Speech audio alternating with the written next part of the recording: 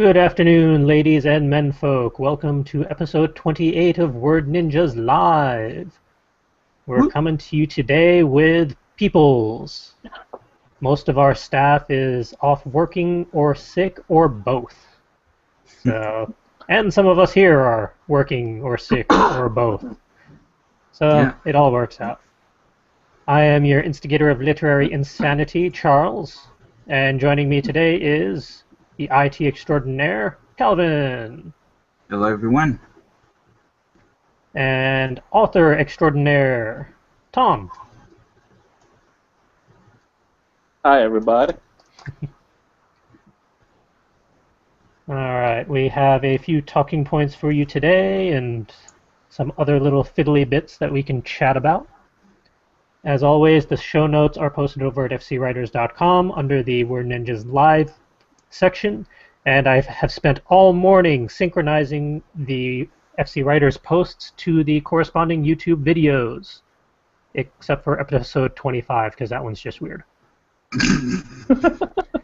Nice. I'll get on that one eventually. But yeah, the latest show notes for today, so you can join in the discussion, and all the links to the stuff we discuss is over there. Go check it out. Alright, over to the show notes. Let's kick things off with talking point number 1. Woohoo! This one, I guess, was awkwardly worded, according to Will, who was unable to make it. What makes for a good surprise action from a character? As in, when a character acts differently than you'd expect in a given situation.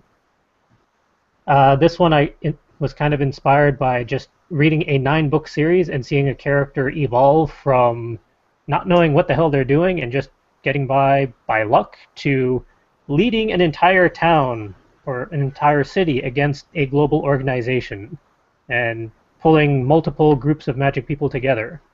That and shooting people that I didn't expect to be shot. But basically, how do you react to characters who evolve and kind of do actions you don't really expect but make sense overall? If that makes any sense. So, how would we react, or what would be what would be good reasons for a character to act differently? Both. Like, how have you reacted if you've come across a character or situation like that, and why do you think it's worth creating characters like that? I got an answer, but it's going to be a rant. So I don't know if you want me to go last or first. Yeah, kick things off. You're the guest. Oh boy, you guys asked for it, alright.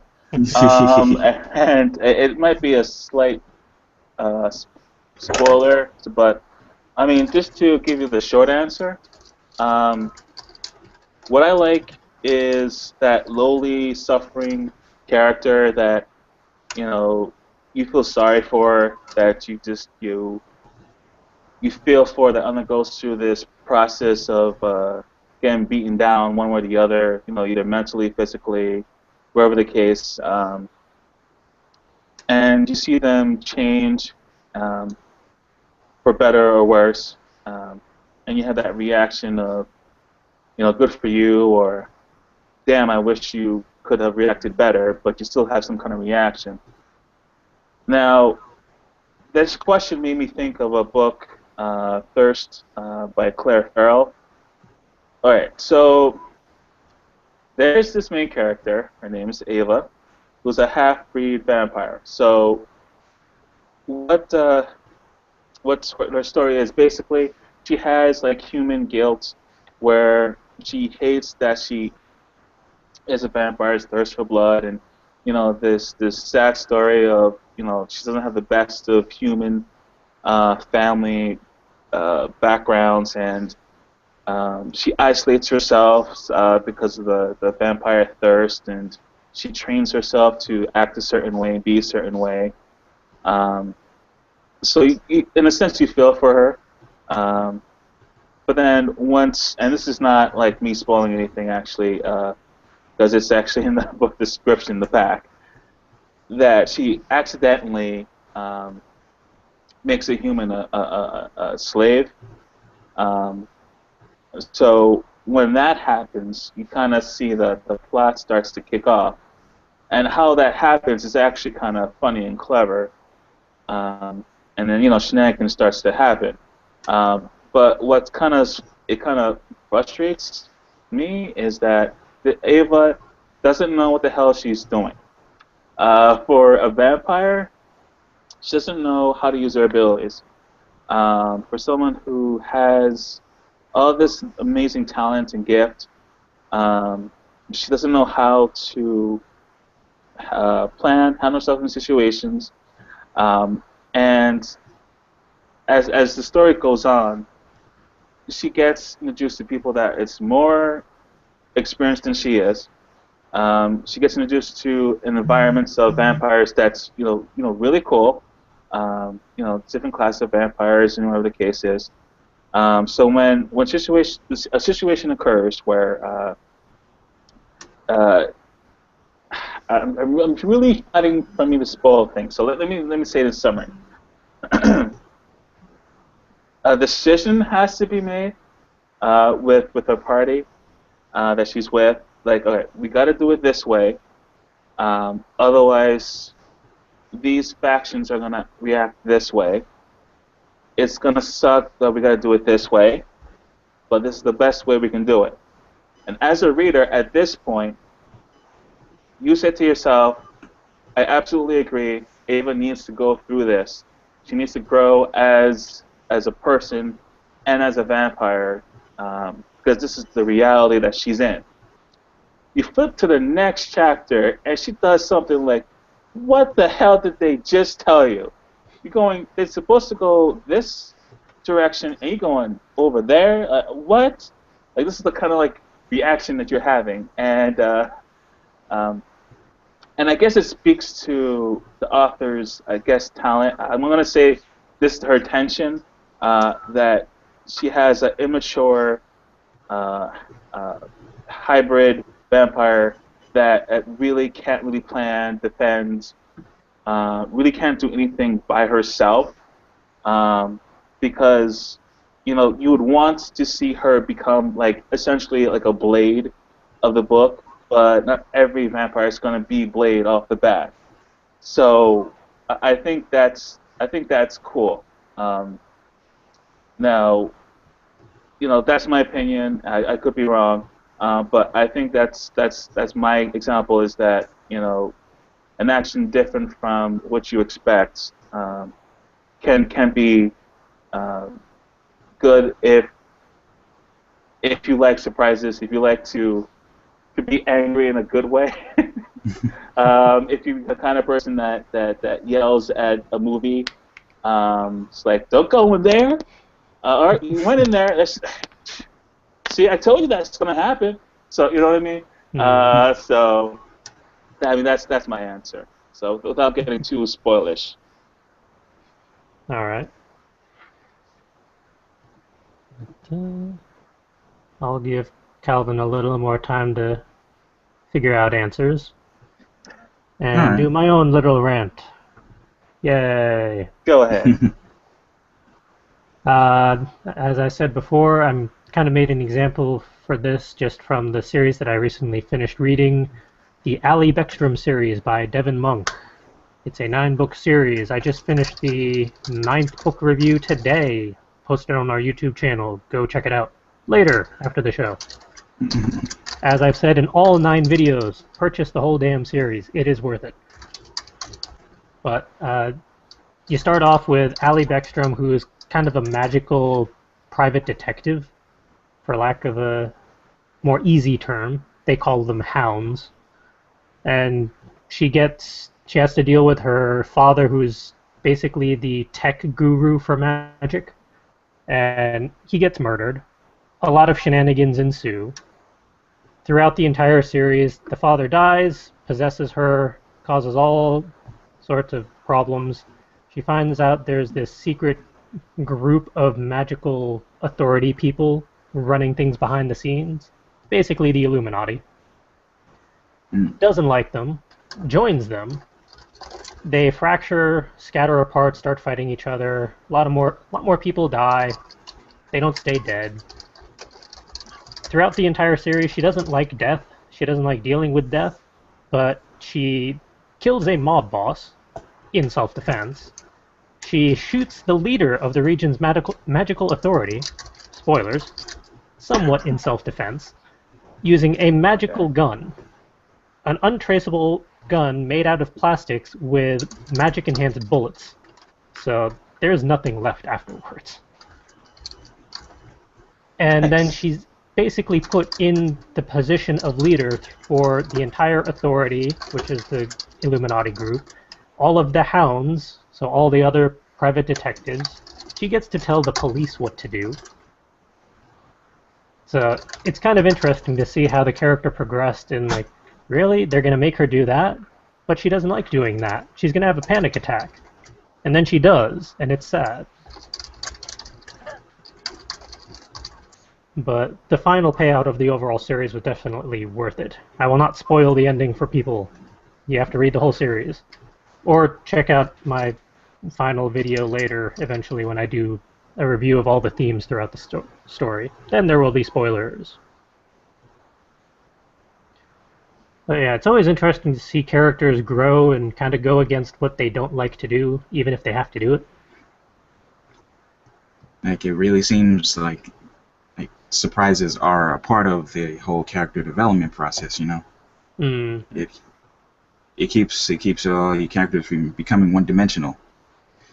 Like, like elaborating on like what both of you have mentioned, like it's like those surprise actions can go either way. So like no matter what, the reader will either love it or hate it. But I think overall, like, you have to kind of respect where that character is going, especially if it's like a logical progression.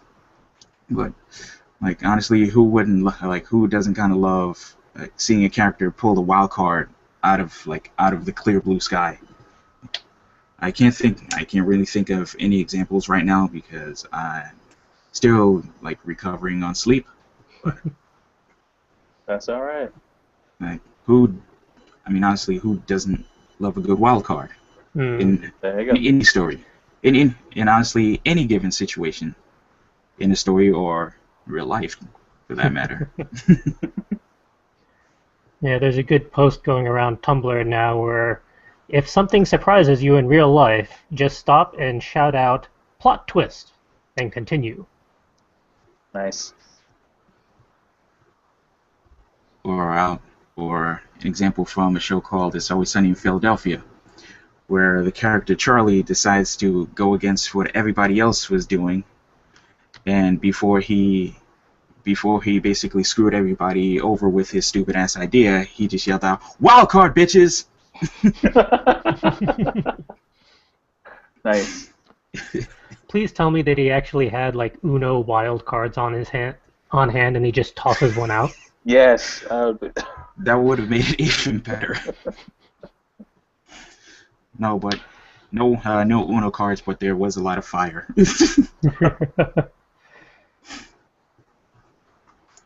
Another good alternative is just saying in a dramatic manner, "And so the prophecies have foretold, it has come to be."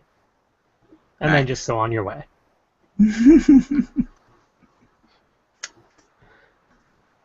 For some reason, this has reminded me of one movie where there was a final plot twist that it was just a what the fuck. And since it's from 1977, I don't really care about spoilers.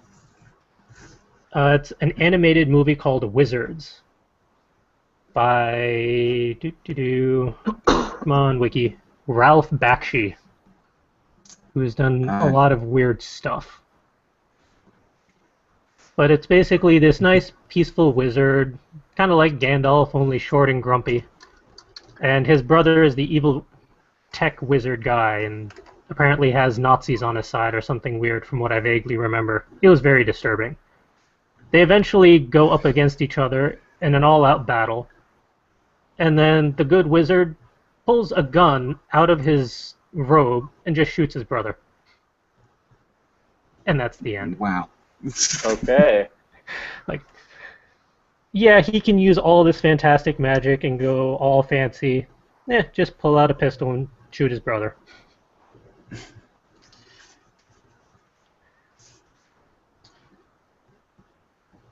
Yeah, random question. Isn't Ralph Bakshi the one that directed those weird animated Lord of the Rings films? Da-da-da-da-da. Let's see here. On filmography. He did the Lord of the Rings animated version. That explains a lot. Now, Ralph Bakshi's done some really weird stuff. He's also done Fritz the Cat, which explains some, and Cool World from '92. Okay. Yeah, Yeah, that's. yeah. There we go.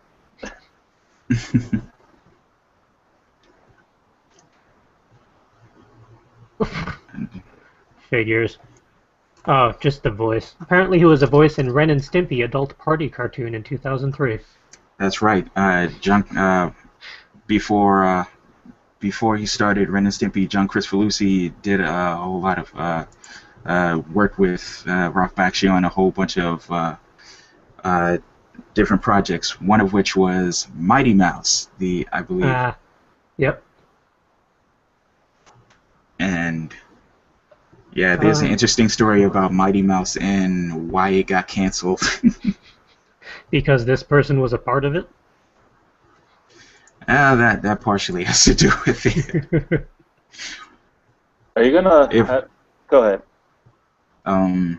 If I remember correctly, there was an episode where Mighty Mouse was supposed to be sniffing a flower to try to gain some superpowers from it, but the way it was animated, it it looked like he was snorting something, and this, like snorting some sort of powdery substance. And so the censors did not like that at all, and that was the end of Mighty Mouse. What a surprise.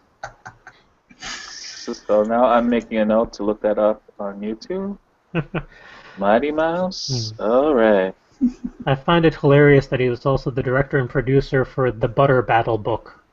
So the animated version of the Dr. Zeus book. That also explains a bit. Good lord.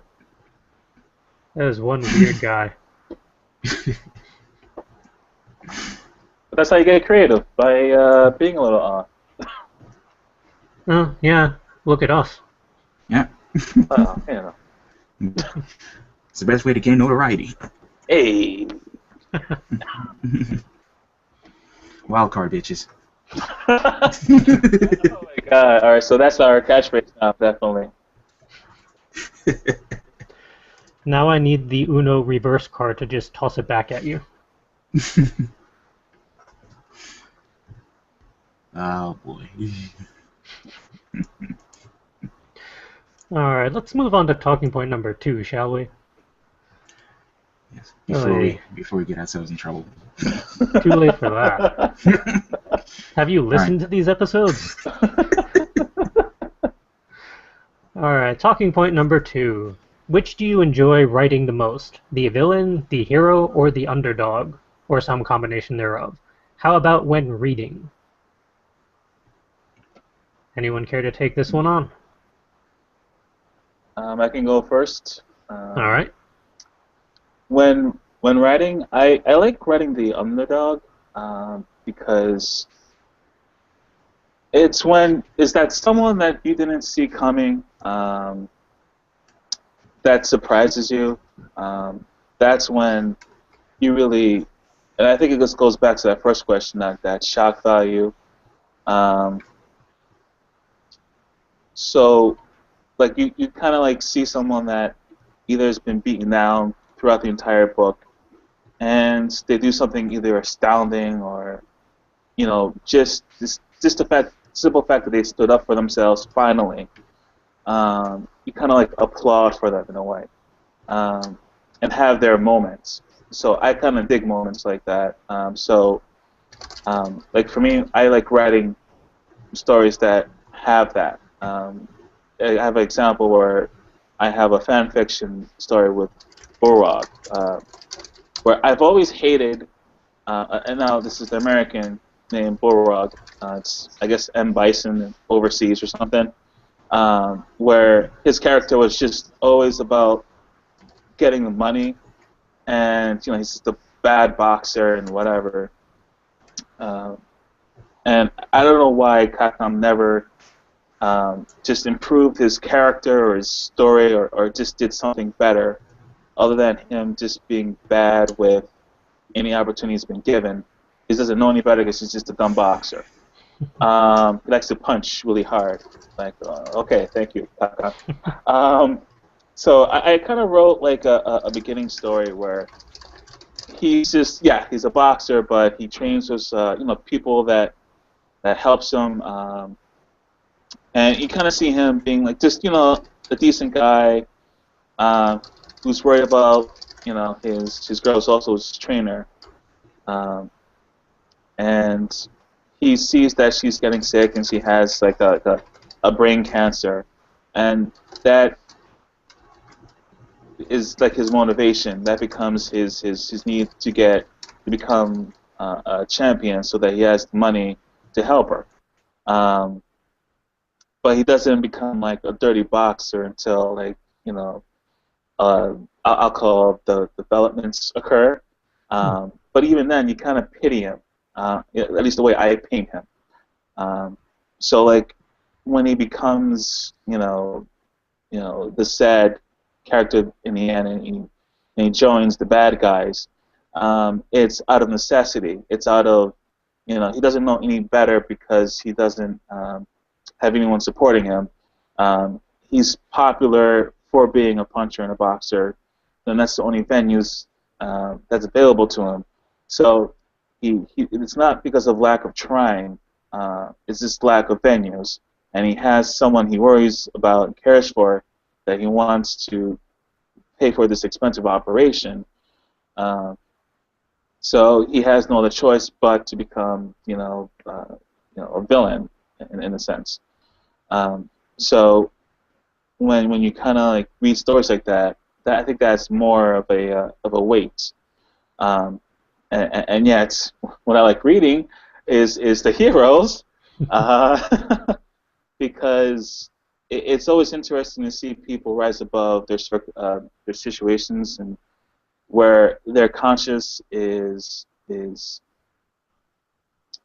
not any different than you or I, but they still decided to do right things, even if it's the hardest thing in the world, even if they're by themselves. It's them against the world, because that really motivates me.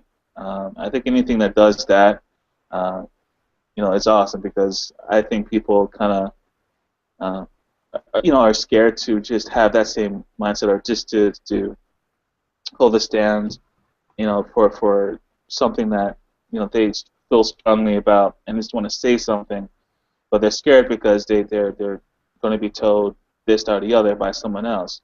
So just to read that someone that isn't, and see the trials and tribulations and still like rise above it is like awe-inspiring. So that's just my 2 cents on that. Let's see. As for me, I also tend to appreciate the underdog. It's just I've read enough hero stories that I got a little tired of them, or maybe I just burnt out on them. I mean, you have the anti-heroes, which are usually pretty entertaining, but even those are starting to wear down for me. But the underdogs are always just fun to see, to figure out how do they actually get through a story.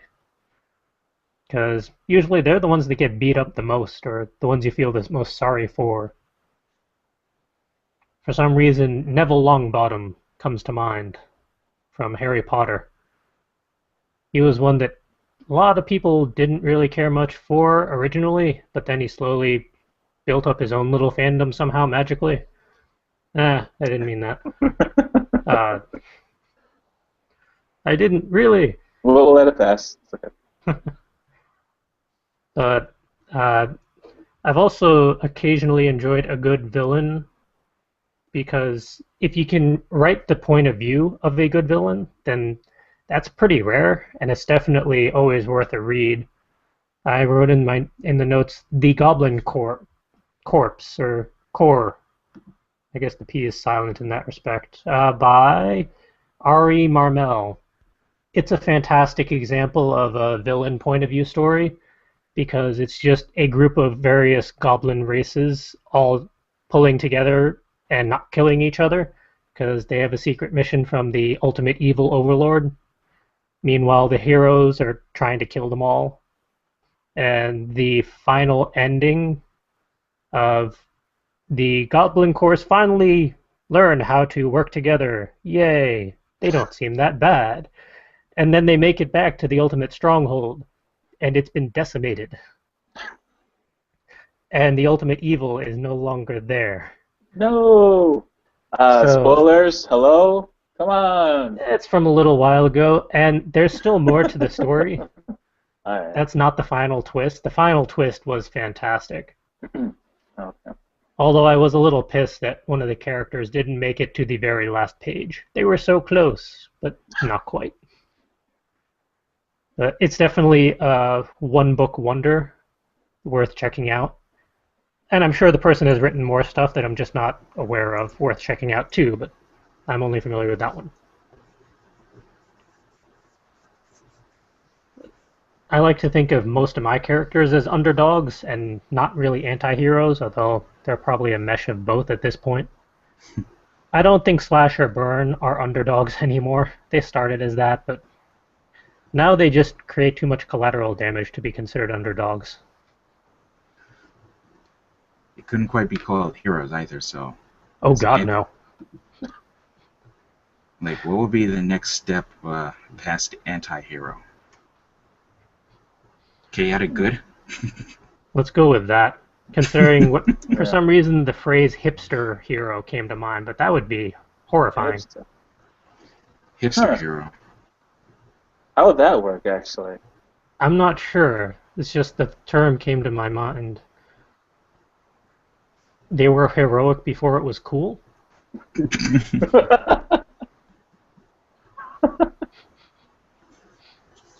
Now I want to know what an example of a hipster hero would be. That would actually make for an interesting story, I think. There you go. Or it would be on the same level as Eye of Argon. Bad. It could go either way. All I can think of is like a weird fantasy situation happening in the dead of Williamsburg now. I can only imagine who out of the denizens of that neighborhood would be the unlikely hero in that situation. Oh god. And what would they be the hero for? And it's Williamsburg. Anything goes. Did someone steal their PBR? Someone blew up the Criff Dogs over there, and now somebody has to pay.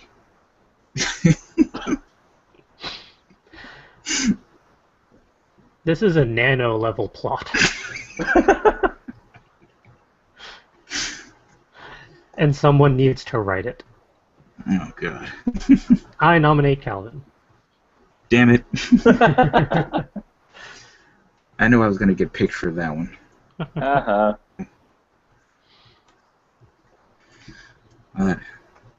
Anyways, to answer question number 2, I said underdog on both counts, because the underdog is truly the unlikely hero in somebody you're better able to relate to, and writing the underdog characters is always fun because failure is always an option for them, and you can always find all sorts of great ways to knock them down, screw them over, take them as close to the edge as you possibly can, and then decide whether or not you're gonna have them go over the edge. And reading that is always a fun ride because, like I said, it can go either way, and with underdogs, if you're truly able to relate to them, like you'll be disappointed, but less like most likely less disappointed with certain outcomes for that underdog as opposed to say a hero. Hmm. Because you're able to relate to the underdog, you're gonna want them to more likely for to want them to succeed. That's my reasoning for that. I figured out where the hipster hero would be. In the universe of The Tick.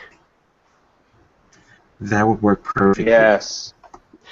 Oh my God. Alongside with Sarcastro. And maybe Mr. Exciting. So in that universe, would that hero actually be solving anything, or just be getting in people's way? No one solves anything in that universe.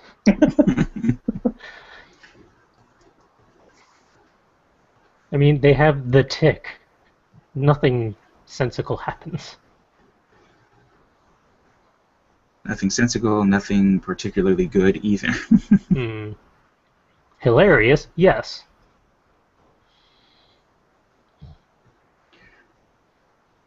But then again, with like defective villains like Chairface Chippendale and the evil Midnight Bomber, what bombs at midnight? Hey, Chairface Chippendale got a good portion of his name on the moon. I'd call that a success. 2.5 letters, yeah. I guess that counts for something. And then their equivalent of Galactus took a bite out of the moon. I remember because he needed a snack. Yeah.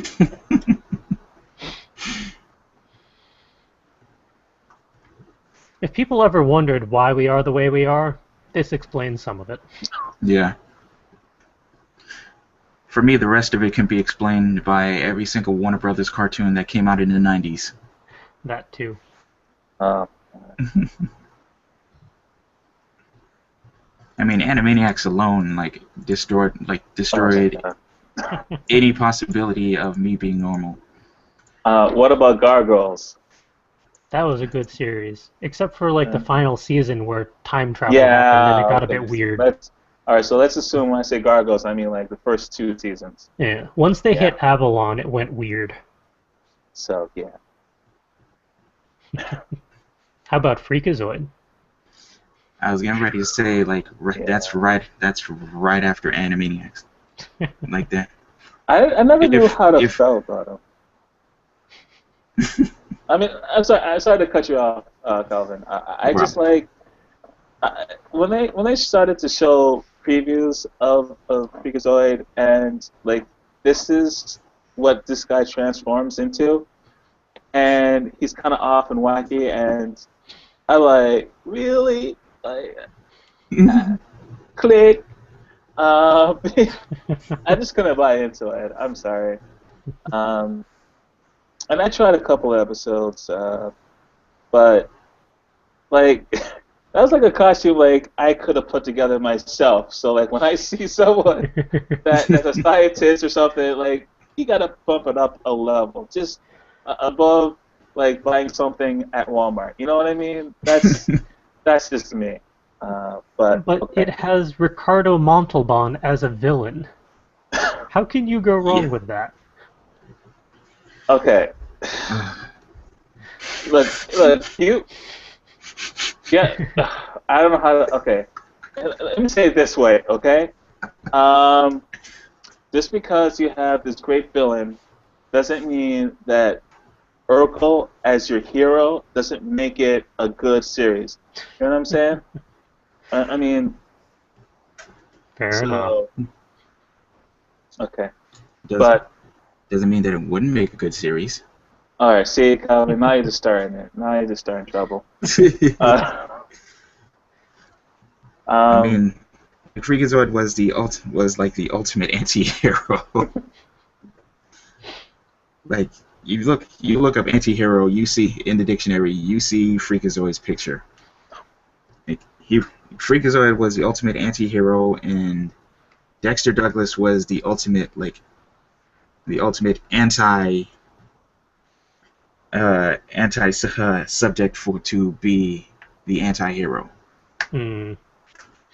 Like if like I feel like everything about like the like differences like the contrast between Dexter Douglas and Freakazoid were like absolutely perfect. This you have this nerdy straight edge like kid that's like afraid of everything under the sun, and you have a hero that runs around in red long underwear and is not afraid to do anything or like say anything. Including And Candlejack.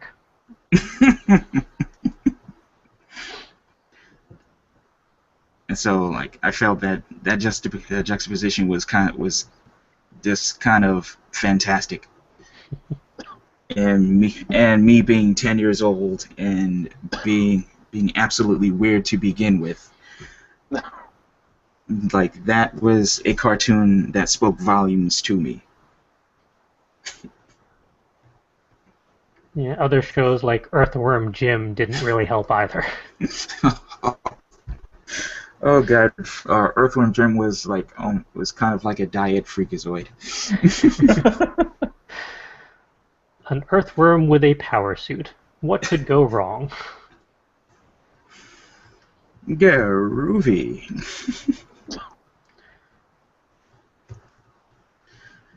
Or So eat the yeah. cat.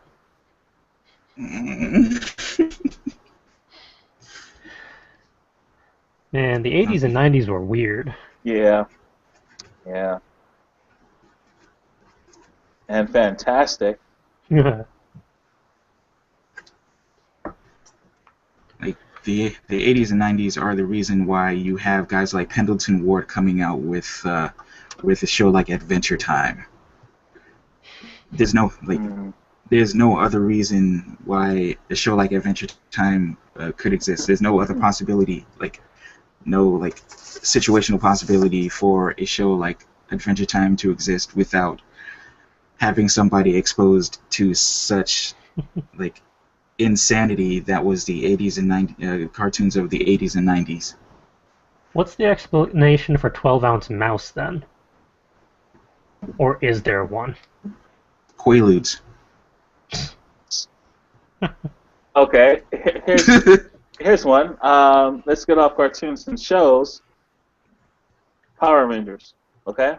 Which series? Morty. Dude, I'm talking about the original. Okay, let's just talk old school We just Power have to be Rangers. clear. Come on now. All right. Well, they have like 12 series now. Yeah, so. true. Yeah, come on. For the I'm younger viewers, we need to specify. Yes. Yeah, I'm talking about when we first introduced and that teens who were probably in their 20s were mashing with their outfits, and God knows, I don't know why no one in that school ever picked that up, and they just happened to disappear when trouble. And then, oh, there's people in ranger suits in the same outfits, but hey, what happened to those kids? They're gone. Oh well, you know. But anyways, like did that not blow your mind? Like kids in high school, like just have to know enough karate to fight aliens, like, and then just be given alien powers. Like, how awesome is that? Like, what? What? It's the live-action how you doing? equivalent of the magical girl scenario, basically. How did you just? You're absolutely right. Oh my god, I never thought of it like that. I don't want to think about it that way, but you know that is fair. I mean, a lot of their origin stories, there's no logic, there's no sense, and there never will be. It's just, here, have some magical powers and go beat crap up. Damn And never, right, yeah. never mind the collateral damage that goes on throughout all the cities and stuff that happens. No. I mean, God knows that the economy, this was all construction. Just, you had a construction job, you were set. You were a millionaire. Oh, come on now. Where did they get all the raw materials, though? Because eventually you'd run out. And what's the property values for places like that? Yeah. See, now we're getting deep into it. I like this. I like this discussion right now.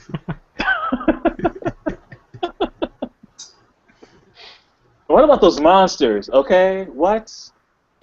Oh my god. No. It always bothered me, yeah, that the various Zords that they have are all blocky and modular, and for some reason vaguely become dinosaurs and then cars and everything else under the sun. And all the villains are relatively organic, albeit ugly. No, you know what? I don't even care about what they looked like. What I liked is these monsters were sent to destroy, but they gave the Power Rangers enough time for their creatures to transform into bigger, more powerful Zords, and no, I'll just wait. I'm here to destroy. But oh, I see you're trying to form a robot. I'll just stand back and wait and watch this happen. But hey, this is part of the mindset of just punch punch kick kick shows. It's all about entertainment. So I think this was the point of me bringing this up. I think was that all good fun is just shows just to have people just to see these wonderful these shows just to entertain, and I guess have a message of togetherness, teamwork, and have really cool robots. I don't know. I was going to have a really deep thought, but I was looking for you guys to help me out here and to see. But you guys missed that message, obviously. I was just thinking of the way that Reboot, the cartoon, handled Power Rangers by having one episode where they battled a giant blob of nulls, so little funky slug things. Each person had their own Zord, and they couldn't figure out how to put them together. Like, these don't go together. How do you put these together? And then the next scene cuts away like, well, what do you know? They do fit together. And then they forgot the magical power sword to defeat the thing. It was still at the home base. Nice. Nice. Oh my god. I have to revisit that episode.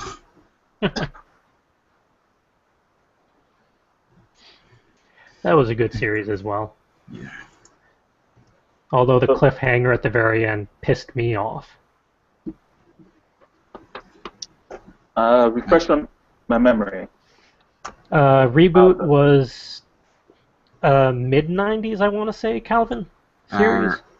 Early mid-90s, yeah. Yeah.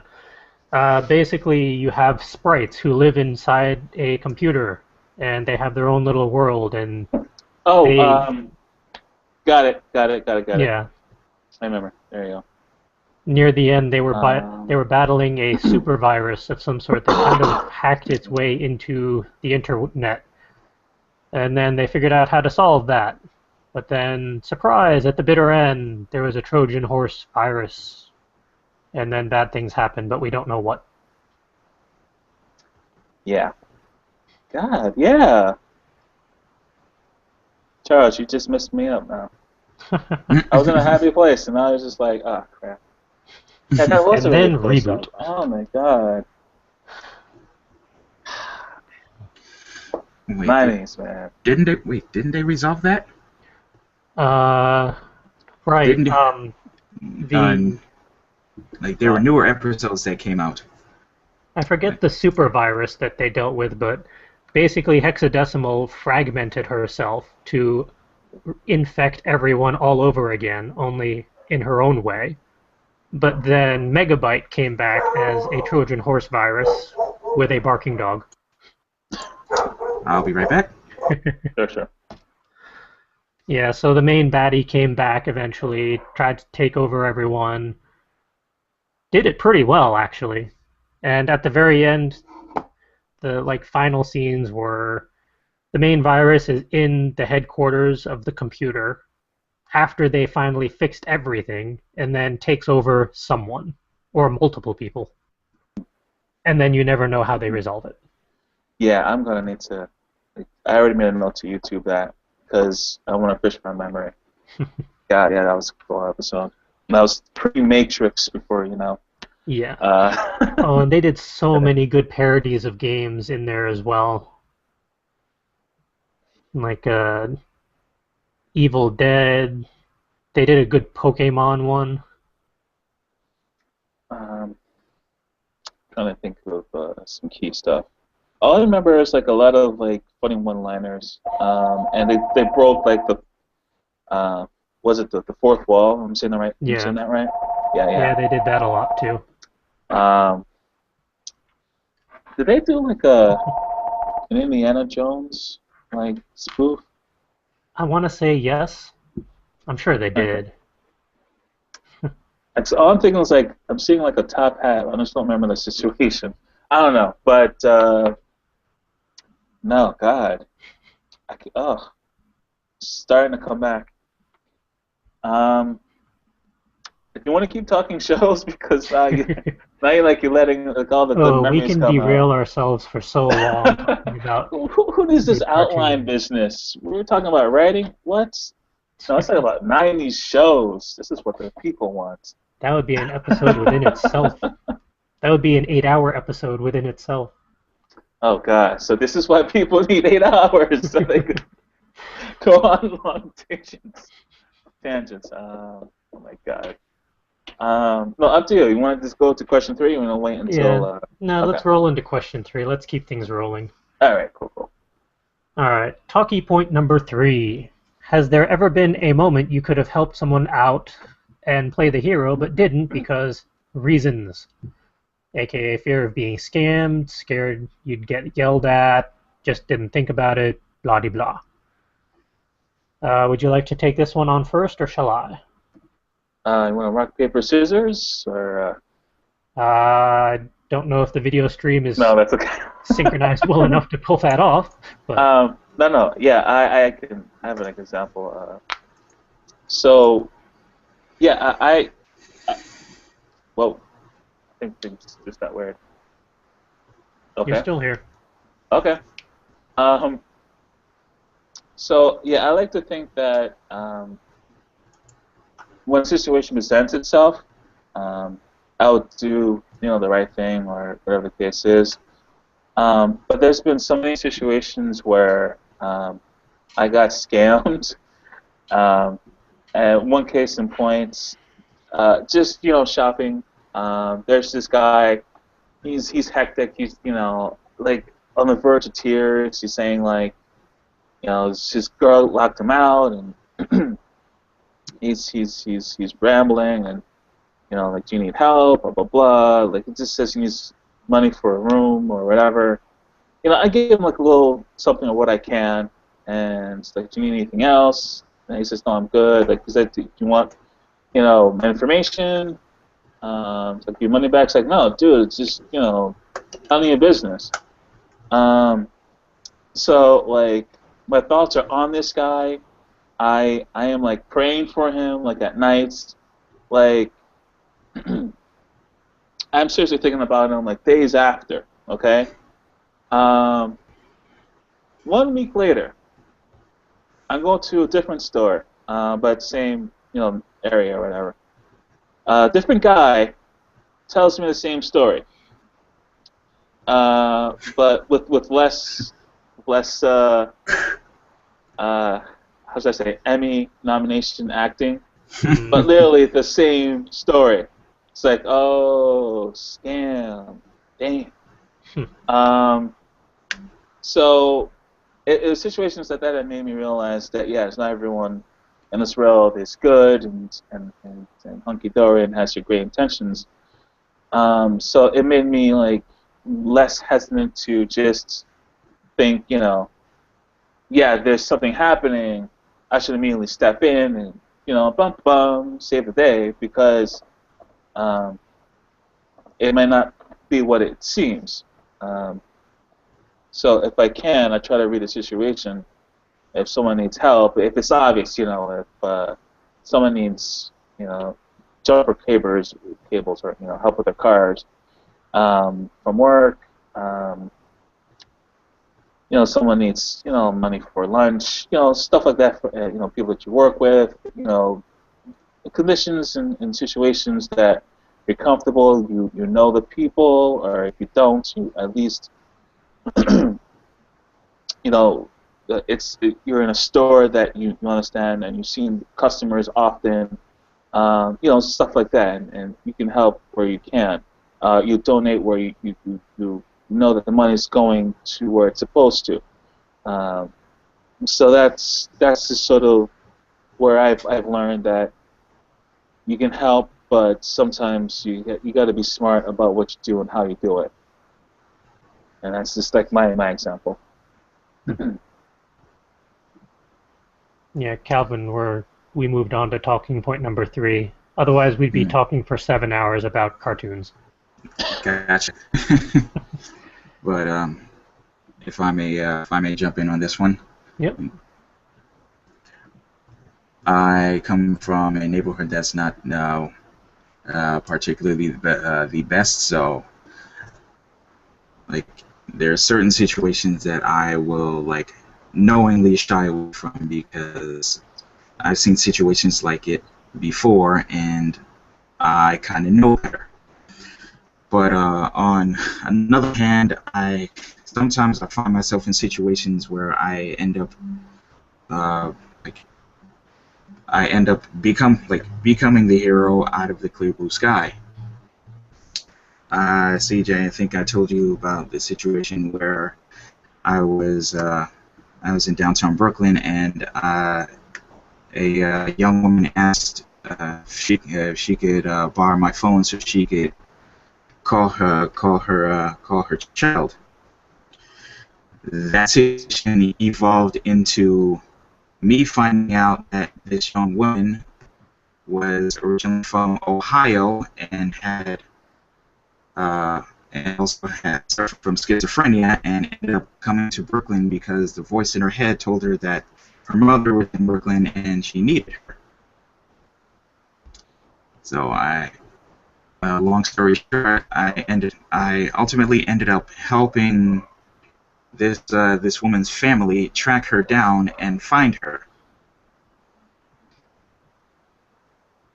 That whole situation was just bizarre.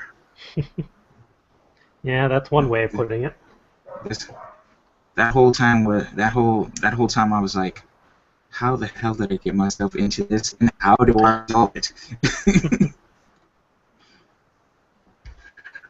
But things ultimately ended up working out. I was able to like keep in contact with this woman's family, and between our back and forth and my ability to stealthily take cell phone pictures, I was able to let them know that one, she was okay, and two, tell them her exact location, and ultimately that was where they ended up finding. They ultimately ended up finding her and getting her, finding her somebody to like house her until she can get back to Ohio. That was a very strange night.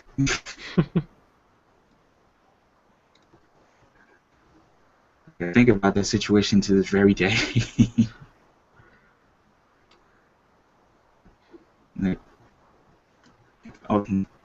inadvertently playing hero in a situation where, like, in like an incredibly unlikely situation, like that is the most unlikely situations. And I'm guessing like there was a reason why things played out the way it did. I'm guessing that was a situation that was meant to be. Ultimately, yeah. I was able to help this woman reconnect with her family because she had no money, she had no clothes, had no change of clothes. She had been wandering around the city for 3 days before I stumbled upon her. Wow, dude. Wow. So how's that for an unlikely hero story? That'll do. That'll do. As for me, I am way too socially inept and awkward to most of the time realize that something could or should be done until afterwards, and I think, oh, I could have actually done something there, couldn't I? Oops. But most of those scenarios, it wouldn't have been that big of a deal either way, so it's not like I let anyone get injured or in danger by my ignorance. But the only time I inadvertently played hero was some woman had lost the leash to her retriever, and it was just running around, spazzing out in circles on the street to the point where the lady ran into the street to stop an Oh my oncoming god. cab so the dog doesn't get hit. There were like 7 people dashing about trying to catch this dog. I'm just walking back. I'm walking to the train station. I want to go home. I have my headphones on. I don't really realize what's happening, and I see this scene before me. And then the dog starts coming towards me like, what? I just lean over and I managed to catch the leash. And then I, thankfully, a split second before it's too late, realize I should probably brace myself, shouldn't I? I brace myself and hold Yeah. on to the point where they can get the dog. But I didn't even really realize what I was doing until it happened. But that was Man. weird. Only in New York. But I'm glad that I was able to help out because if 7 people can't catch one dog,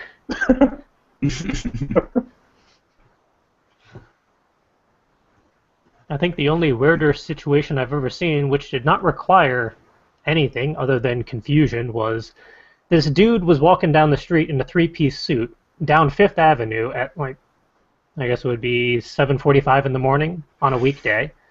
Three-piece suit, looks nice, just walking down the street, carrying one of those metal fire doors. What? My Yeah. brain just like took a second. Like, what? Yeah, What? how's What did that you for just a say? curveball? You know, Okay. like those metal doors that they would have for like a fire escape and stuff like that. They're pretty Yeah. solid. They're heavy. Dude's just carrying it, walking down the street. There was no handle, but there were the hinges still on it. I noticed that. But what the heck? That's a story within itself. I just don't know what type of story. Like, you ever like get the feeling that you're on a joke show or like a hidden TV show and no one's like gotten to you to sign the paper? Mm. Like, I think you might have just been part of that, and you just you If he had didn't actually sign a walked, waiver. yeah, if he had walked up to people saying, "Hey, would you like to buy a door?" or something like that, then I'd be a little even more confused and start wondering. But he was just walking down the street, not a care in the world, just holding a door. Oh my god! Only in New York. Wow. Now it got my brain going. Like, cause like I almost want to say like I'm tempted to walk to this guy. It's like, all right, I have to know Yeah. why. Like, I'll pay And you, coffee or whatever. Just Mhm. tell me your story, friend. and it was down Fifth Avenue. It wasn't like near the Javits Center during a comic book convention or something awkward and weird like that. It was just normal day. So, who knows? Okay. That's a writing prompt within itself.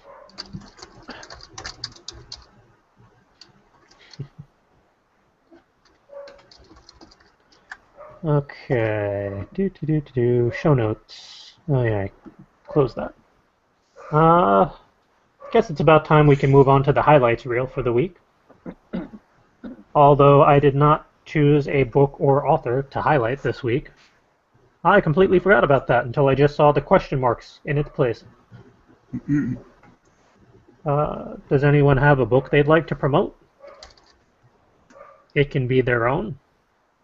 Oh, then Alex is shamelessly wrote my book. How you doing? Family Business on Amazon. By all means, if you'd like to enjoy an action adventure book, and support, an upcoming author, please buy it. That'd be great. Um, oh my God, I feel so dirty, shamelessly pouring myself, but I like to always just throw things out there. So I thank you, Charles, for that promotion there. Yeah. And let's. Okay, might as well go over to the screen share now. Come on now. You can do it. I believe in you. There we go. The YouTube user highlight for this week is Celtic Bibliophile. This person is a book reviewer. She does Friday reads and is also a fellow nanoer. She posts relatively regularly from what I could see. Sometimes has a few quiet periods, but for the most part always seems to have something to say and is definitely worth checking out and subscribing to when you have a moment. I've slowly been adding more and more book reviewers to my queue because they keep on popping up. But it's definitely interesting to see other YouTube channels out there, and they're nice quick videos, so you don't have to spend too much time. It's not like our live show where it's hours and hours and could potentially be even longer now that we have an 8-hour limit. As terrifying as that is. But yeah, I just thought I'd bring up one of the, to me, lesser known YouTube channels out there. Although the user is, oh come on menu, go away. Stupid pop-up covering it. The username is Seors Makes Monsters. It is not specifically Celtic Bibliophile, but I presume if you search for either one, it'll pop up easily enough.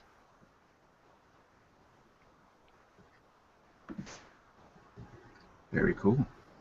And the website for this week is none other than Itty Bitty Sheep. Because she is doing artwork for us. And I think it was Thursday, I was getting a lot of Facebook notifications like, you have 15 people who liked your Facebook page for Full Coverage Writers. Am I just getting notifications now all of a sudden for all the past people? Like, what the heck's going on? What's up, Facebook? Why are you screwing us up? And then I go to look, like, no, these are all new people I've never heard of before or never met. And it took me a while to figure it out, but we are now officially an affiliate of Itty Bitty Sheep. Woo! Sweet. So that's where all of our Facebook likes came from. So there. Good stuff. Yeah. So I would highly recommend getting her for commissions because she is awesome. She has done our Not Suitable for Word Ninjas podcast, as it's up on her page. That's awesome. She's also doing a couple of their Word Ninja stuff and some other logo work that I'm looking forward to this quarter. So, and the Fancy Wolf, or Fancy Pants Wolf, that was another commission. Nice. I'm amused. Okay, how do I get out of this? Okay.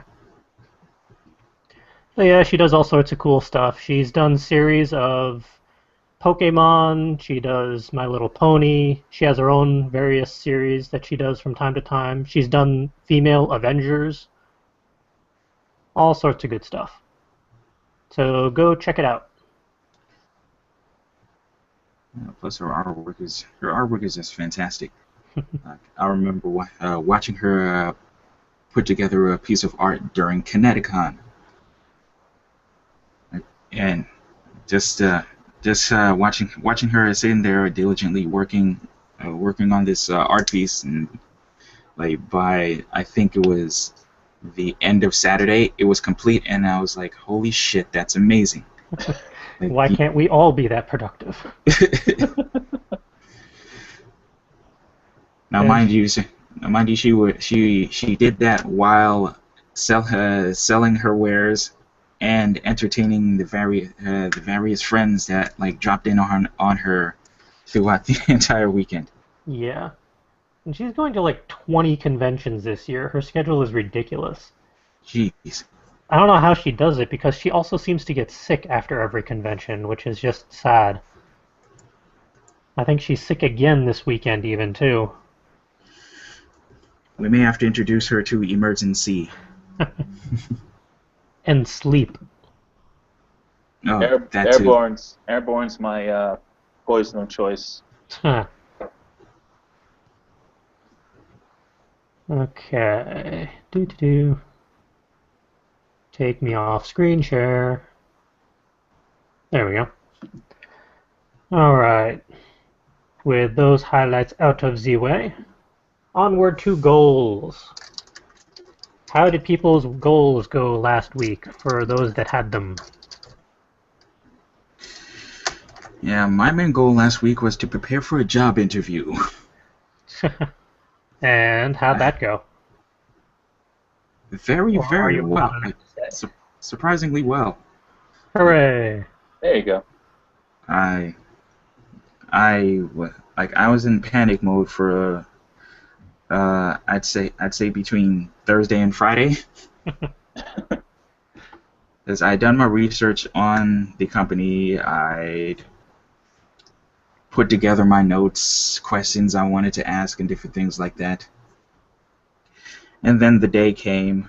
I was kind of antsy throughout all of Friday, and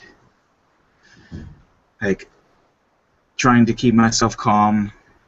Like I was getting antsy before lunch. I had my lunch and I was okay. And then it was time for me to leave. Put on my suit and tie and everything on.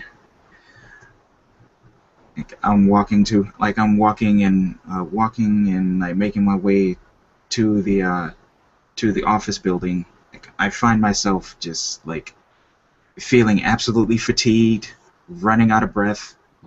My freaking bag felt like it weighed like 80 pounds. Like, slowly thinking to myself, am I having a heart attack? Can this heart attack wait until after the interview?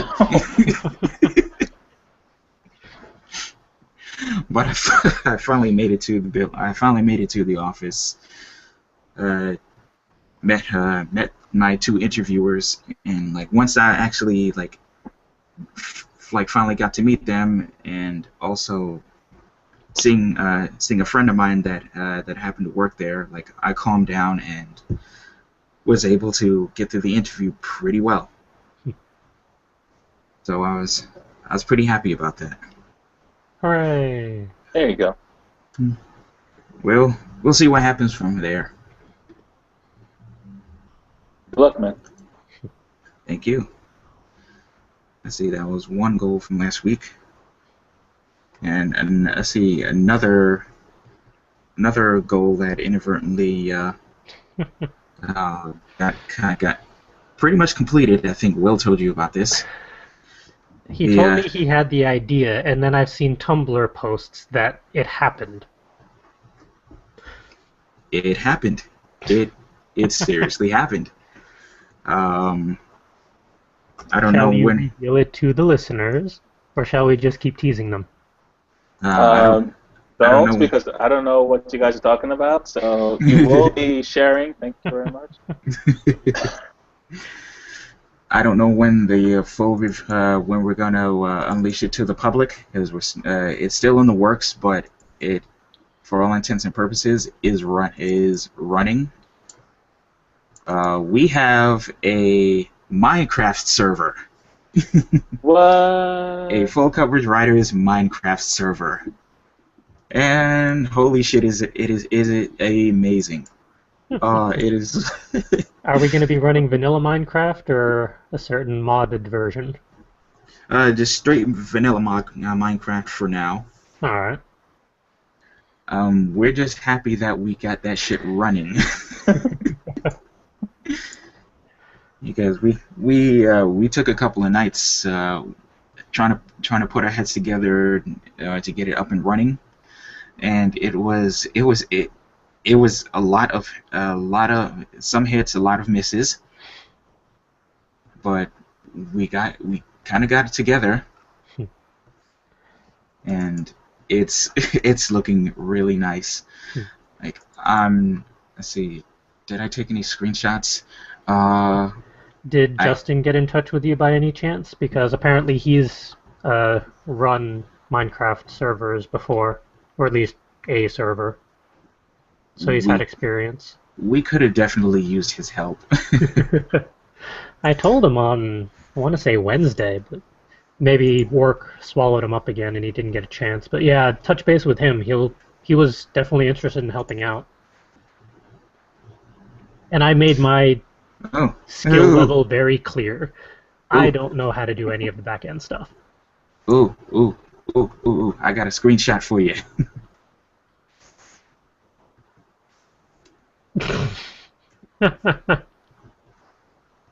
Someone had fun. That was when we first got the server up and running, and I got one more Oh for you. man, this means I'm gonna have to change my skin because I still have it set as Edward Elric, which is not appropriate if we have the whole crew on there. Oh dear, library creeper. Yep, that is that is our the official Lejutsu temple, or part of it anyway. And while we were setting everything up, a creeper just decided to just stroll up in our temple and check out some books. Please tell me that you have an anti-griefing system set up. uh, we're in uh, we're in creative mode right now, so all the creepers and baddies do not attack. That's good.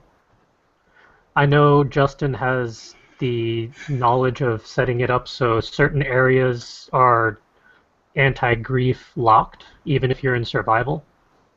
Oh, okay, So I think like the worst it'll do is potentially blow you up, but all of the blocks, either natural or placed, stay okay. okay, that's good to know. But yeah, touch base with him. He can help figure out more logistics. Excellent. And then explain it to us lay people that don't really understand how all that stuff works and what to do with it.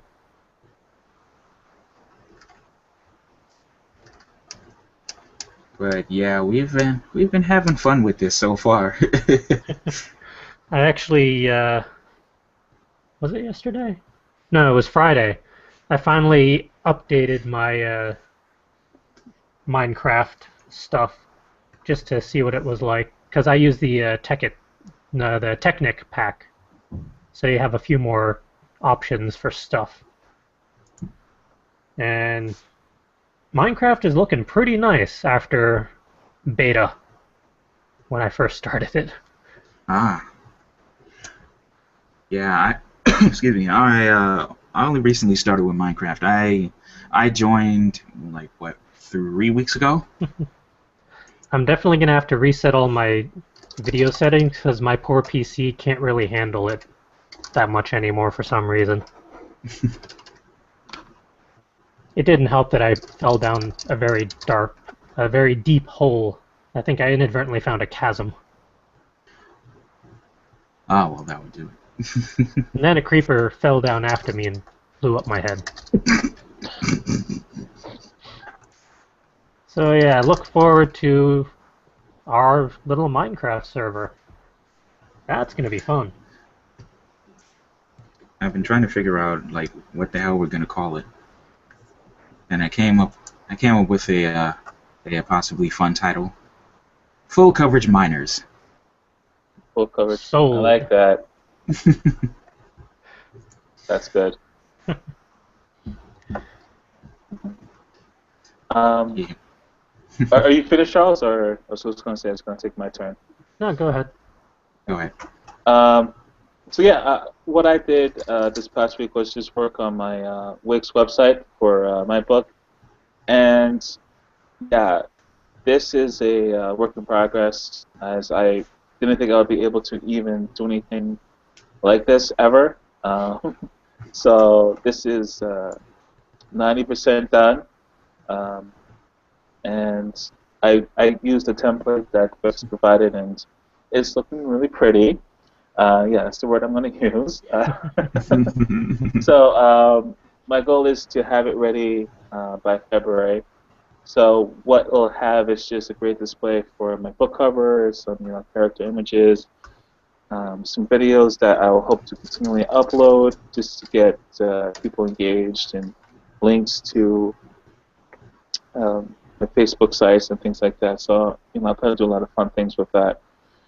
And I'm gonna also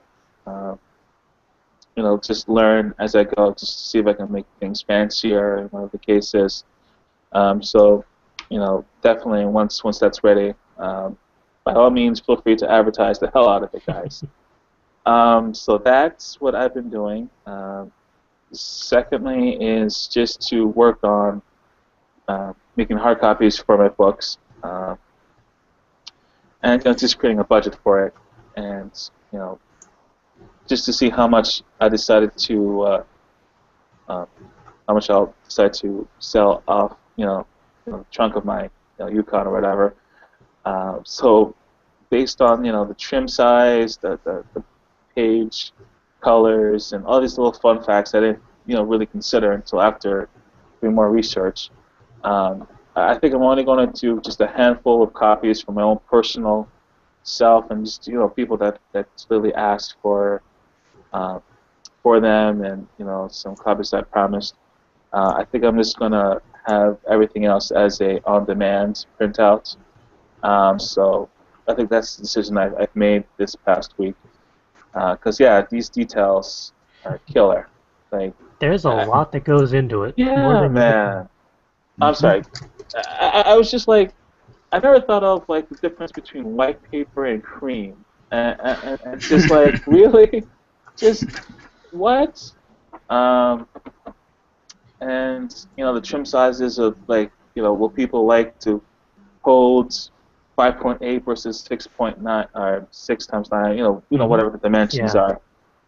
So all these little fun things, and how much it's going to cost per copy, and so it's So I said to myself, am I going to be able to have enough to do what I want, versus let me just get maybe the first batch, and see how they look, and then just go from there. And that's just the route I decided to go with, and go from there. Cool. Very nice. As for myself, I had 3 goals for last week. Finish my winter plot flash fiction. Didn't happen. Draft the regional PDF of Doom. Yes, there were that many O's in there. Didn't happen. And then sort out the next workshop. I got the idea, or at least the topic. It still needs a bit of outlining. For the first workshop of 2014, we are doing story arcs and plot pacing. For those that need to figure out how long should their stories be, and just how quickly should it progress. So I did 1 out of 3 for last week. I blame my day job. My day job was pretty crazy last week. So I did not have much time after work to do more work. But it is what it is. And I'll just roll into what are the creative goals for this week. I need to outline that workshop now, figure out just what it's going to entail so I can figure out who to get in on it. I'm attending a social media conference on the 23rd, which I want to say is Thursday or something like that. So have fun there, see what I can learn from there. And I just finished the review-a-thon book review series today, so I need to pick a new series. I'm debating between the old-school Belgorod and Malorian quintologies from David Eddings, or maybe the Ink trilogy. I don't know if there's a clever name for that 3-book series by Cornelia Funk. It's... Oh no, my jacket is covering them. I can't see. Oh wait, there we go. It's Ink Heart, Ink Spell, and Ink Death. And the first book has actually been made into a movie, which I thought was rather good, even though no one else liked it. chances are I'll probably do that trilogy just because it is a fantastic one. We'll see. How about other people's goals for the week? So, like a dumbass, I decided to take on 2 more websites on top of everything else that I do. So I got some upcoming websites to work on, which reminds me I have Hopefully to. they have a better budget than I do. Yes. That's good. I had that conversation at work for some reason this week. Like, how much do independent contractors get paid, and how much is too much, and how to do it properly. And, like, I just thought, I pay my web developer with scotch. That's my budget. I give him a bottle of whiskey or something. Hey, and I gladly accept it. Because scotch. Hmm. Yeah, so websites galore.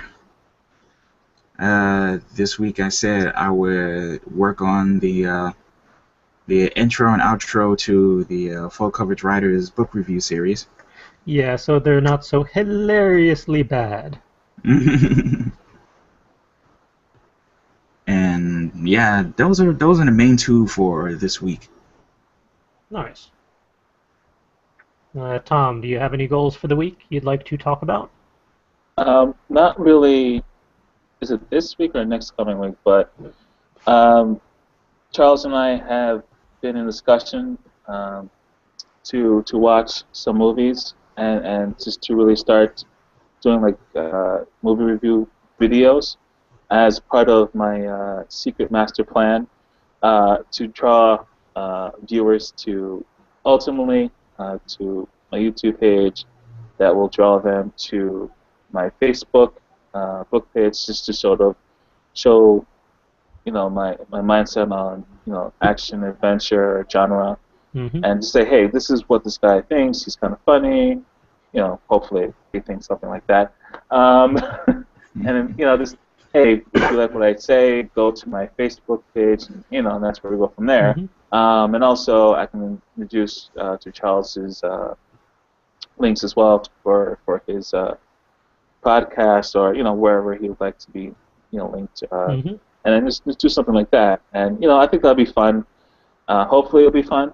And hopefully Yeah, I look forward to it. all right, I'll coach you on that, Charles, because if you say otherwise, then you're on record here. So yeah, no, I officially declare that I'm looking forward to this movie review. On are we catching it Friday or Saturday? I think you said Friday. Yeah, But the 24th. I'm still gonna count. Yeah, 24th is Friday. So I mean, if things change, we'll adjust accordingly. Yeah. So just the fact that we're doing something like this is awesome, and quite frankly, I like to think that this could be the beginning of something else.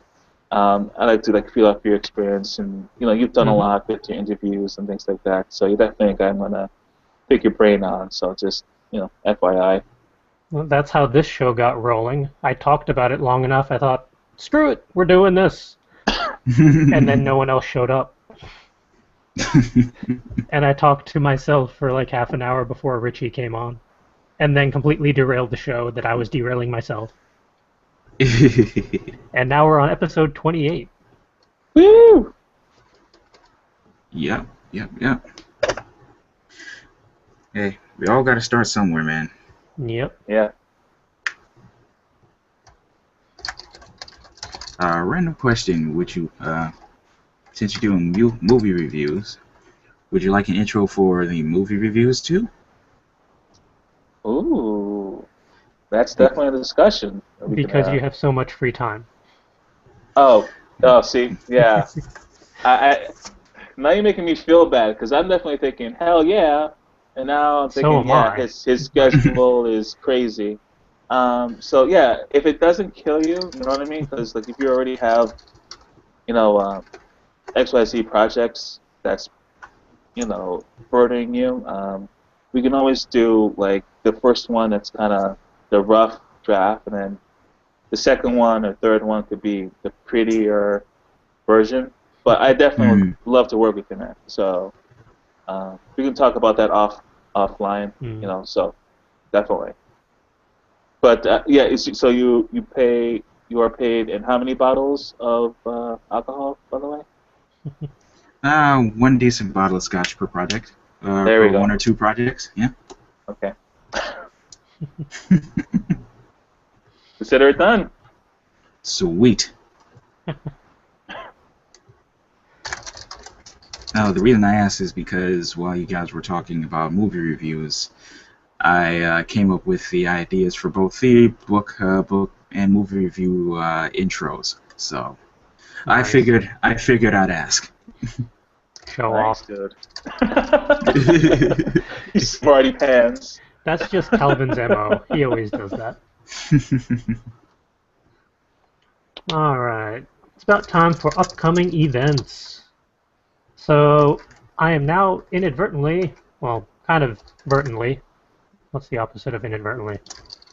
Whatever.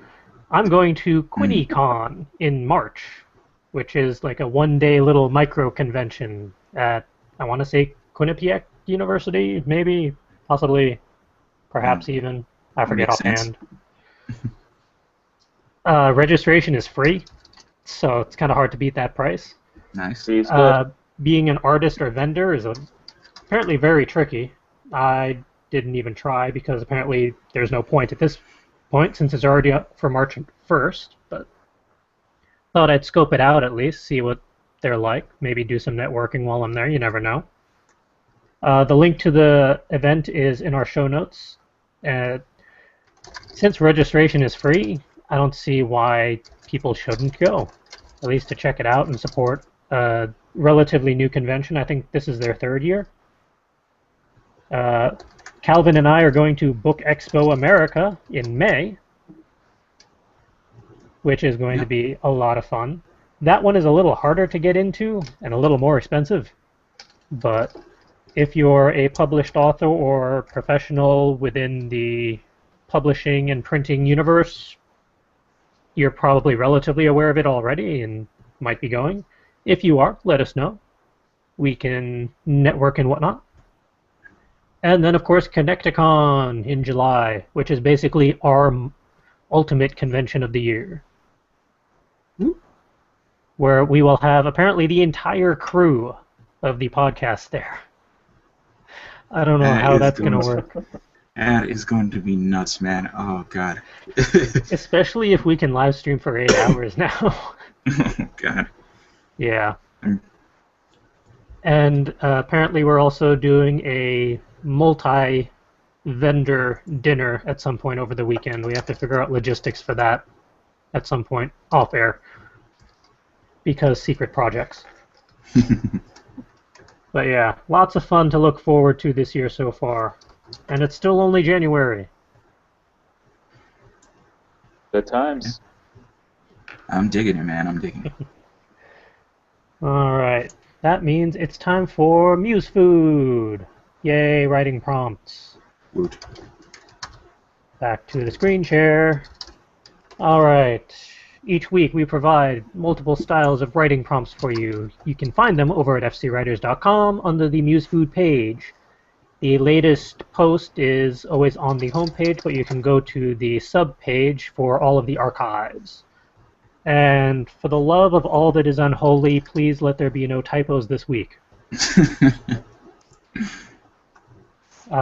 We provide 10 one-liners, we provide 10 one-worders, and we provide a combination of Rory Story Cubes.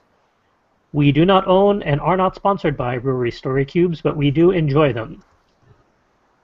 Because we like to provide kind of like one-sentence idea generators. The one-worders are more just for conceptual building, and then some people are more visual, so the story cubes are always a lot of fun. Since there are 3 of us, each one of us gets to do a segment. So who wants to call the one-worders? Or the one-liners? Let's start at the top. I could do the one-liners. All right. Tom gets the one-liners. So long as I can be silly with them. Yeah, and interpret them as you will. Oh, That's half the fun. it's gonna be silly. Um, I would expect nothing less. damn right. All right. Just want to make sure I'm doing this right. Yeah. All right. One-line writing prompts by Tom Bergeron. All right. It's the end of the world. Where's my muffin? That's first one. All right. Only a select few could be as stupid as I am. That's my personal favorite, I think.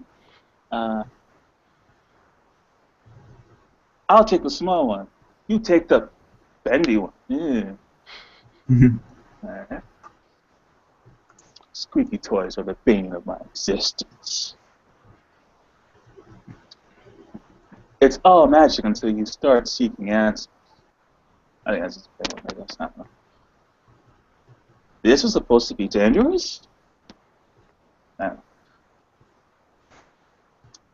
I demand gummy penguins! No.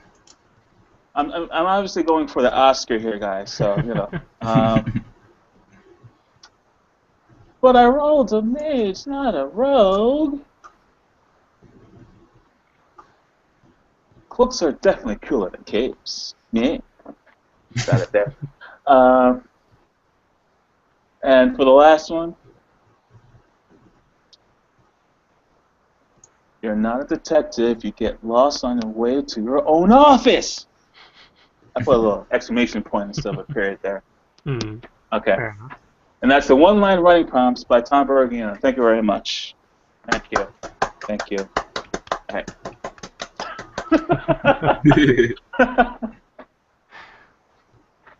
All right, Calvin, would you like the one-worders or the story cubes for this week? I'd like to take the story cubes. All right. One-worders it is for me. This week's one-worders are lead, shindig, perennial, ink, target, knee, soundtrack, inferno, charger, and snake. Do with those what you will. But first, story cubes with Calvin. All right, let's see what we got here. We have a hand drawing a person. We have somebody looks like they're about to catch a ball. You have an Asian-themed column of some sort, or I want to arch, say should I that's say? for a Shinto shrine of some sort, but I'm sure that's horribly wrong. Or horribly racist, one or the other. We'll allow it. Either way, you interpret it as you will. Yeah, there it is. Let's see, we have a water fountain. We have a snake. We have an arrow pointing northeast. We have two people duking it out. We have a six-story building. And we have a person listening to some music on their headphones. And there you have it. Your story cubes for this week. And I completely didn't realize that we had snake in both the story cubes and the one-worders. That was not done on purpose. It's the luck of the draw. Hey, man, that's just a roll of the dice. See what I did there? Huh? Yeah, come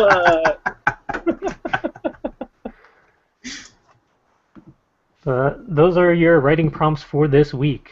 You do not have to use any or even all of these writing prompts. They're just meant as an extra resource for you to use when your muse is tired and cranky, and there are deadlines to be made. If you write a flash fiction or short story piece utilizing any of these writing prompts, we would love to read it. You can email us a copy or the URL where we can check it out by sending us a message over at wordninja@fcwriters.com.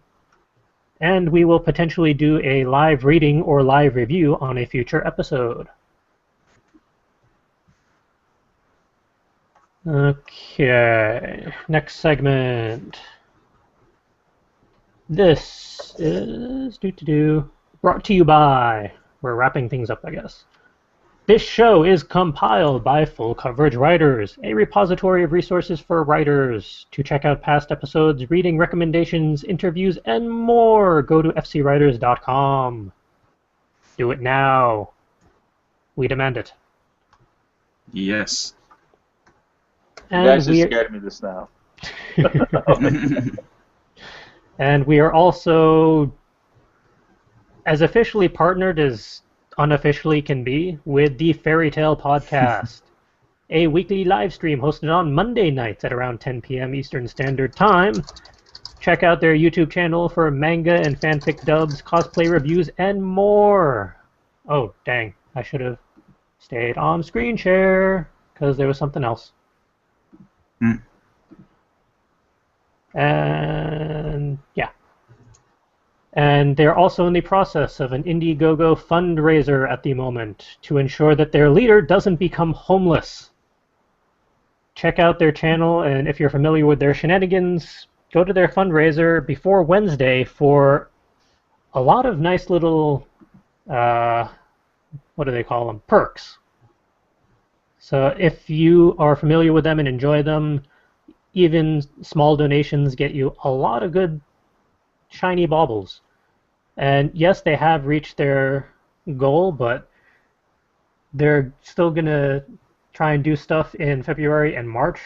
They had a lot of plans to build up even more than they already were. So even if it's $1, $5, 10, whatever, I'm sure they would appreciate it.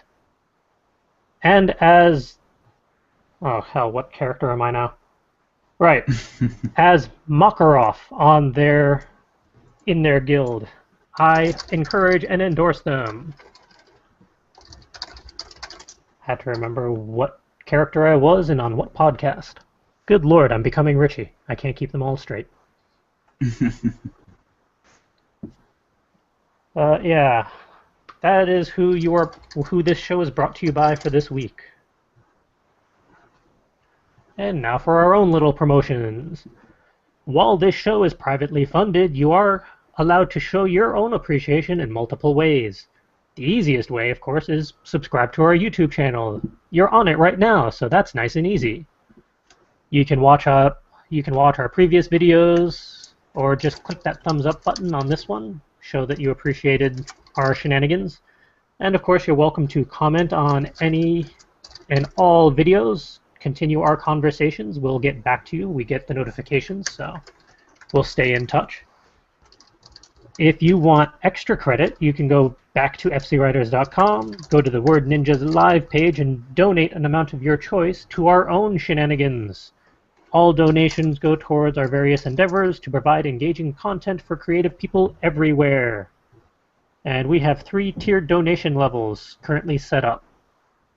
For $1, you get a shout-out on an episode. You can promote your own site, social media account, your own podcast, or just say hello. If you up that to $5, you get to ask a Talking Points question or do an author YouTube channel highlight, what have you, of your choice. So if there's something you want us to banter about or dig into, $5 will get us talking. And if you up that to $10 whole, you can sponsor an entire episode.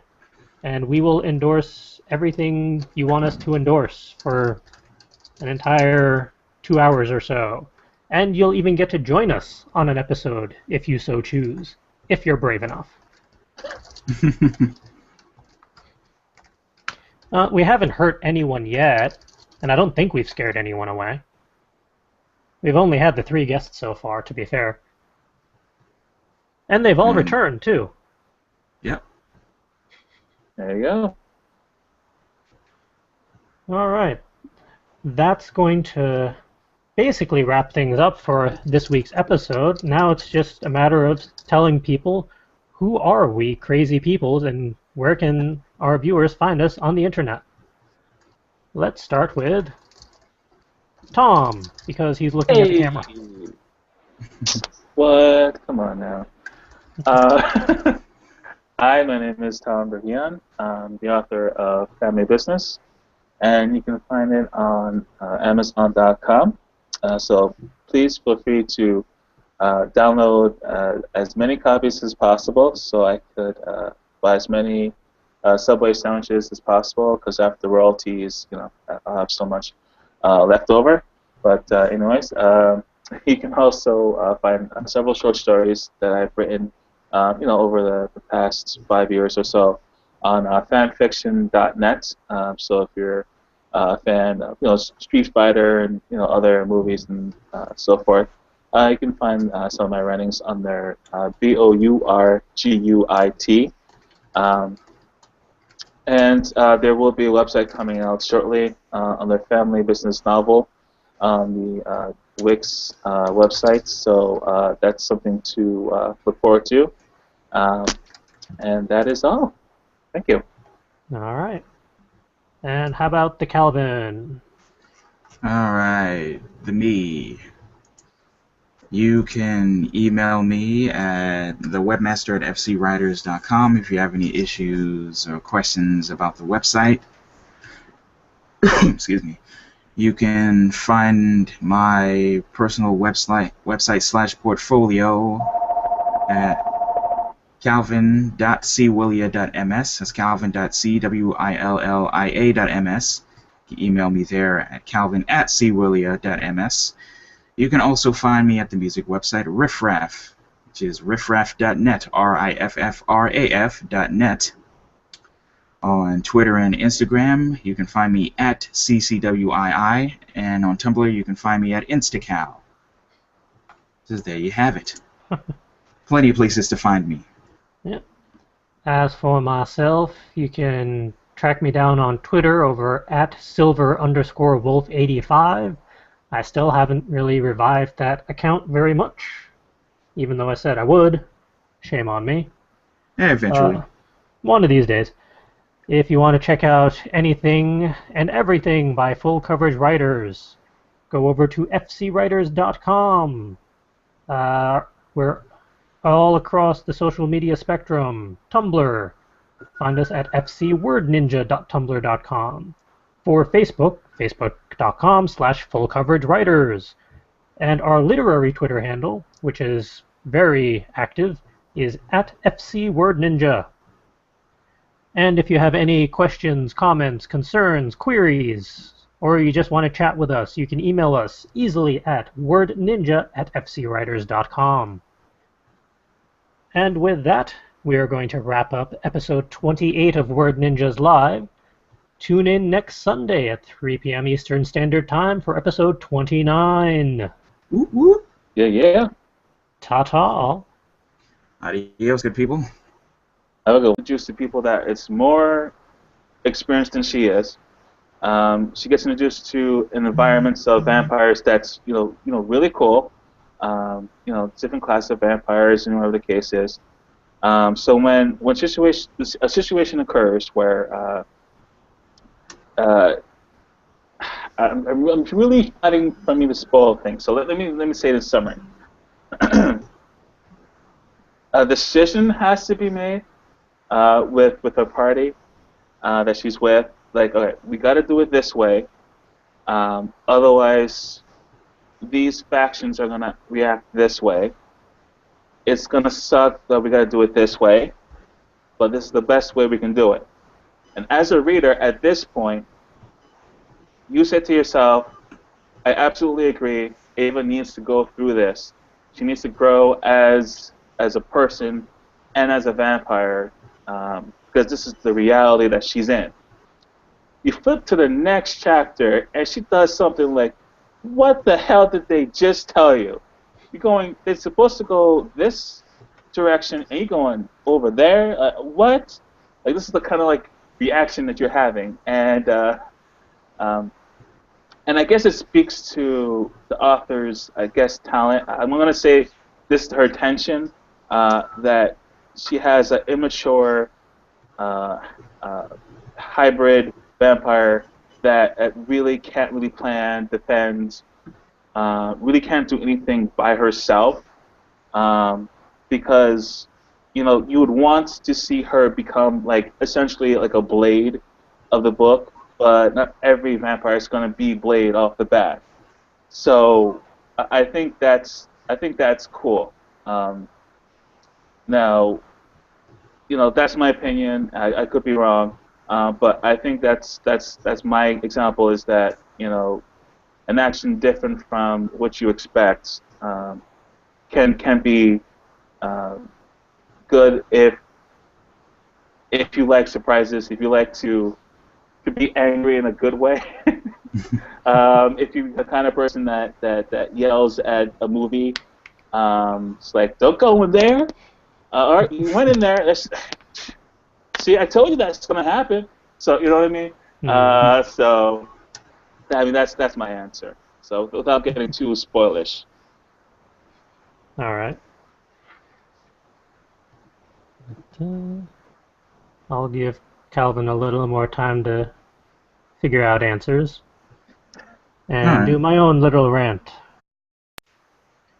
Good afternoon, ladies and menfolk. Welcome to episode 28 of Word Ninjas Live. We're coming to you today with Peoples. Most of our staff is off working or sick or both. So, and some of us here are working or sick or both. So Yeah. it all works out. I am your instigator of literary insanity, Charles, and joining me today is the IT extraordinaire, Calvin, Hello, everyone.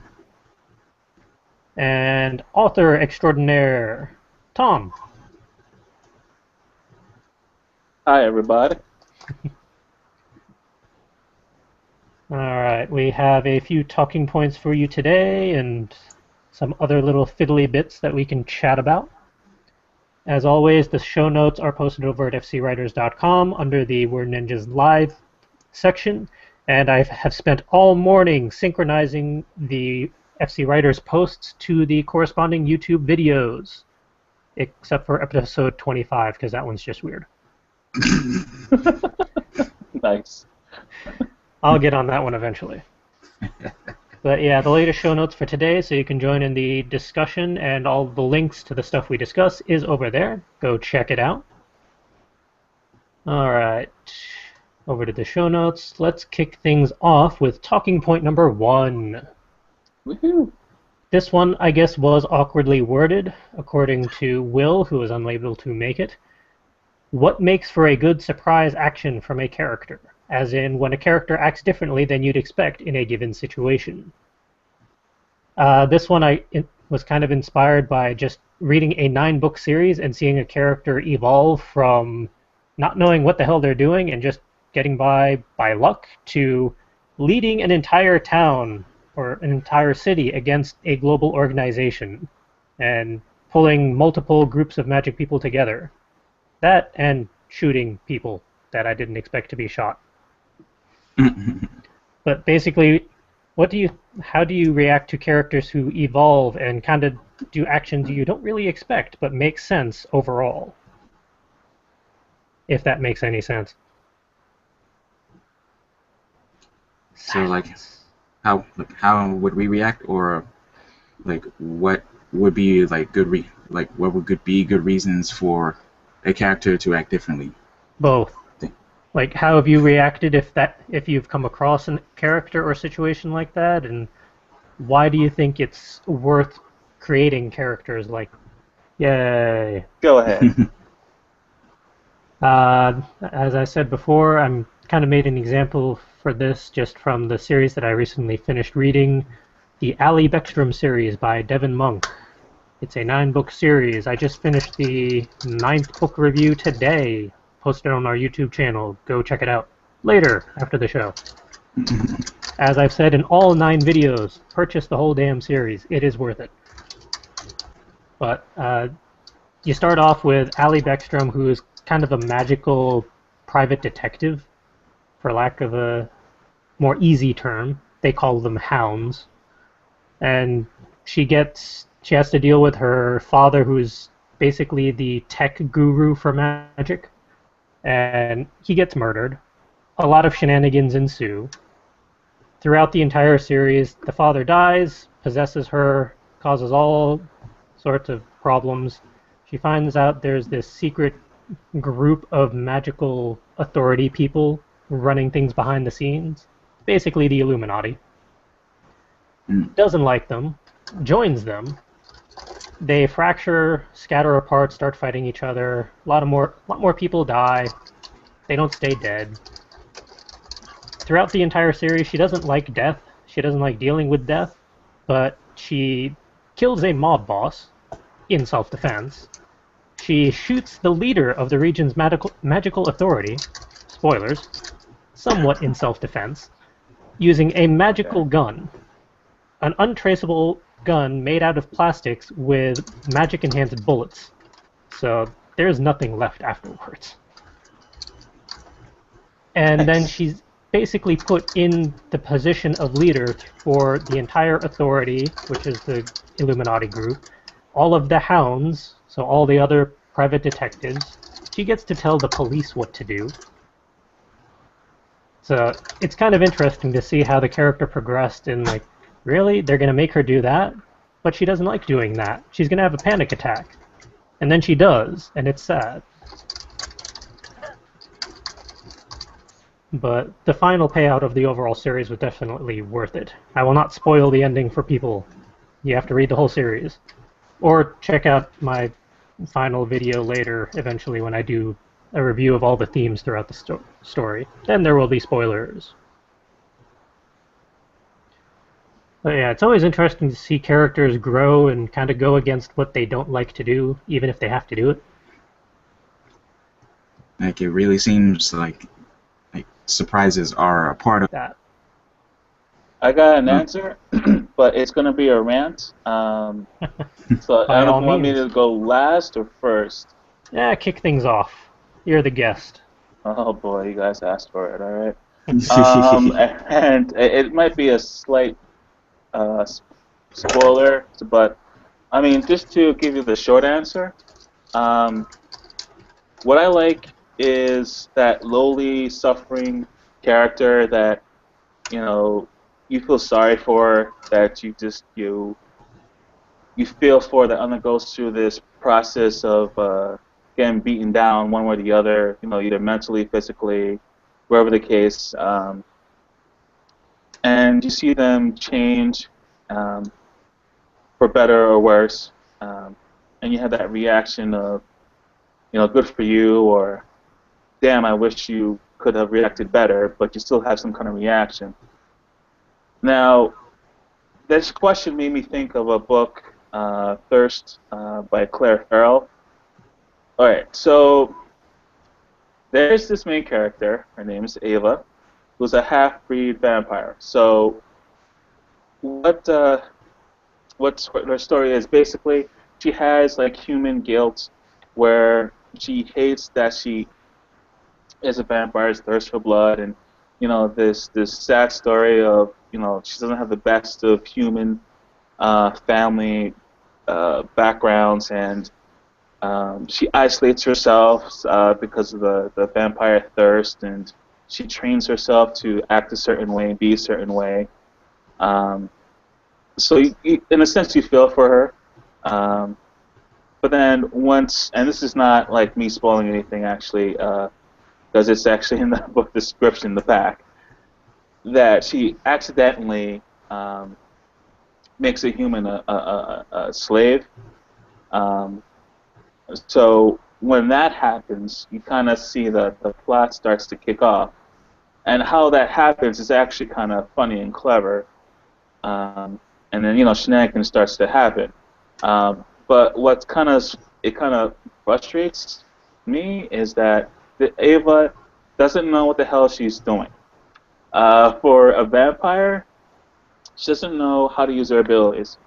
For someone who has all this amazing talent and gift, she doesn't know how to plan, handle herself in situations, and as the story goes on, she gets of the whole character development process. You know, it keeps your characters from becoming one-dimensional.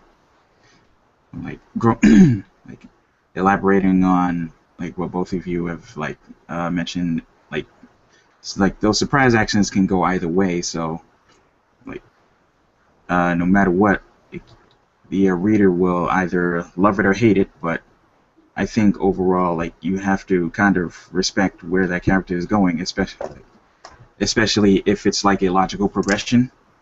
But like honestly, who wouldn't like who doesn't kind of love like, seeing a character pull the wild card out of the clear blue sky?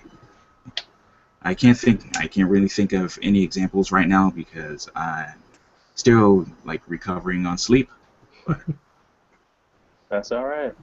like who, I mean honestly, who doesn't love a good wild card Hmm. There you in go. any story, in honestly any given situation in a story or real life for that matter. Yeah, there's a good post going around Tumblr now where if something surprises you in real life, just stop and shout out plot twist and continue. Nice. or or an example from a show called It's Always Sunny in Philadelphia, where the character Charlie decides to go against what everybody else was doing, and before he basically screwed everybody over with his stupid ass idea, he just yelled out, "Wild card, bitches!" Nice. Please tell me that he actually had like Uno wild cards on hand and he just tosses one out. Yes. That would have made it even better. No, but no Uno cards, but there was a lot of fire.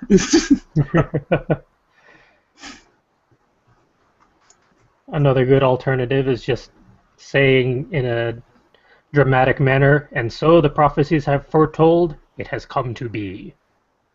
And then just Nice. go on your way.